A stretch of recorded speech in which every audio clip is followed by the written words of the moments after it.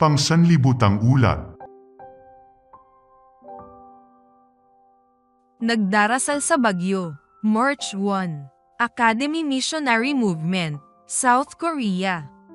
Isa sa mga proyekto ng 13th Sabbath Offering ng Trimestring ito ay ang senayin ang mga bata at kabataan na maging mga misyonero sa South Korea.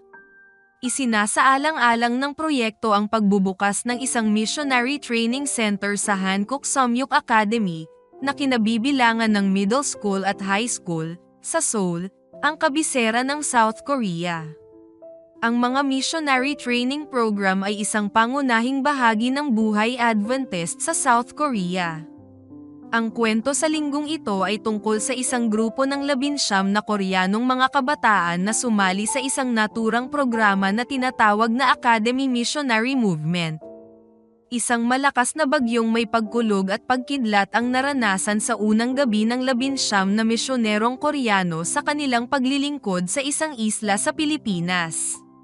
Ang mga kabataan, edad 14 hanggang 17, ay hindi nag-sign up para sa isang bagyo nang sumali sila sa one-year training program para sa misyon na tinatawag na Academy Missionary Movement. Bahagi ng misyon nila na lumipad sa ibang bansa at tumulong sa pagpupulong ng ebanghelyo sa ilalim ng patnubay ng isang pastor sa South Korea. Ngunit ang bagyo na sumalubong sa kanila ng unang gabi ay nagbanta na masira ang kanilang mga plano. 11 batang lalaki ang natutulog sa mga tolda na nakalagay sa konkretong palapag ng isang bahagyang itinayong gusali ng simbahan na matatagpuan sa isang mabuhanging dalampasigan. 8 batang babae naman ang natutulog sa isang bahay kubo na may bubong na pawid. Madilim ang gabi, maliban sa matatalim na kidlat, ay bumuhos ang ulan, at umungol ang hangin. Ang gusali ng simbahan ay walang mga pinto o bintana, at ang mga tolda na kumukulong sa mga batang lalaki ay nanginginig ng husto. Pagkatapos ay sinimulang gisingin ng Koreanong pastor ang mga lalaki. Malubha ang sitwasyon, sabi niya sa 2 lalaki sa isang tolda. Kailangan nating bumangon at manalangin. Hiniling niya sa mga lalaki na gisingin ang iba pa at ang lahat ay magtipon upang manalangin sa bahay kubo.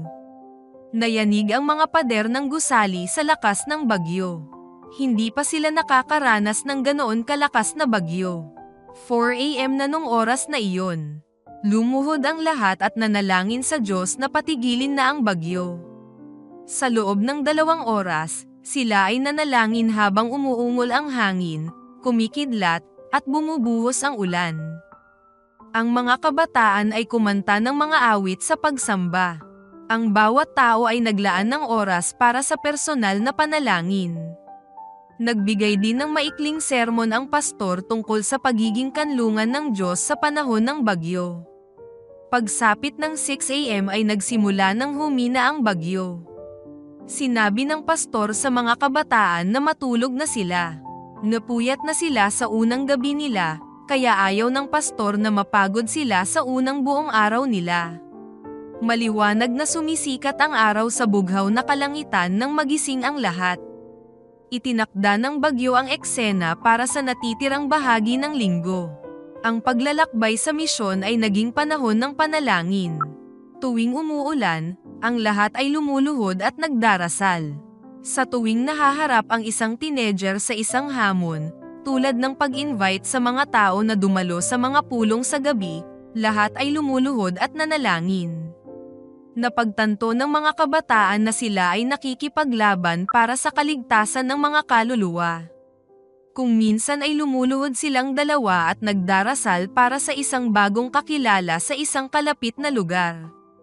Ang paglalakbay sa misyon ay nagbigay sa kanila ng kakaibang mga karanasan. Sa South Korea, komportable silang magbanyo kasi may warm water sa kanilang banyo.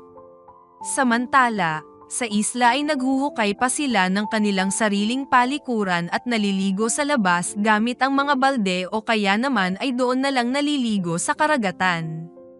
Ngunit wala sa kanila ang nagreklamo.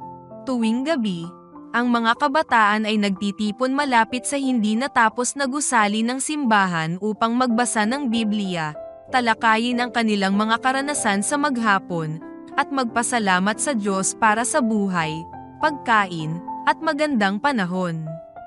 Sa pagtatapos ng paglalakbay, 7 tao ang nagpabinyag doon sa karagatan. Kumuha sila ng mga Bible students sa mga lokal na miyembro ng simbahan at nagpa siyang magpabautismo sa panahon ng mga pangangaral. Nagagalak ang mga kabataan na ibinigay ng 7 tao ang kanilang mga puso kay Jesus. Bumalik sila sa South Korea, na nagpahayag ng pananabik na maging panghabang buhay na nila ang maging misyonero para kay Jesus. Ang bahagi ng ating 13th Sabbath offering ng trimestering ito, ang magsasanay sa mga estudyante ng Hankook Samyuk Academy sa Seoul, South Korea na maging mga misyonero.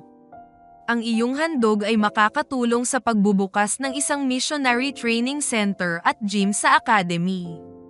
Salamat sa pagpaplano ng masaganang handog sa darating na March 29.